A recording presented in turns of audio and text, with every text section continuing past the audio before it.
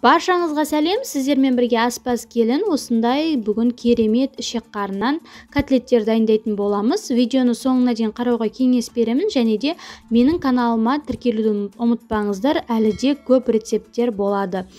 Ең алдыменен осылай ішек қарынымызды 1 сағатта қайнатып, ет тартқыштан өткізіп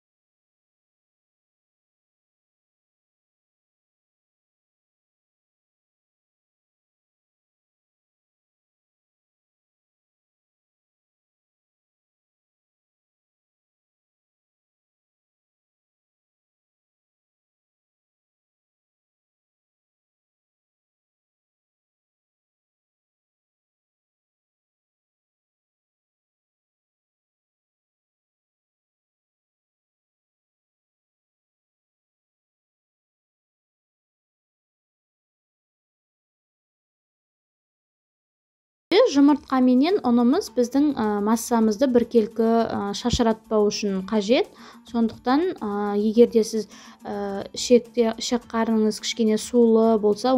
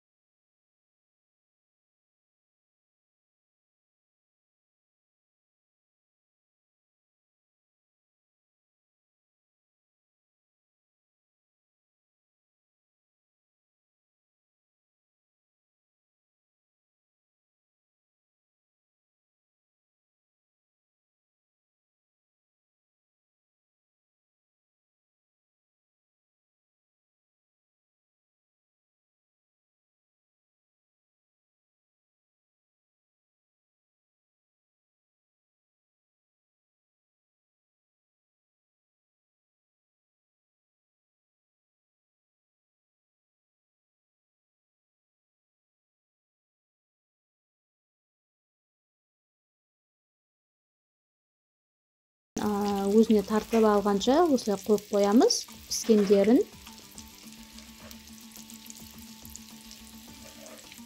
Екі жағын әдемі қылып қызарғанша қуырып алатын боламыз.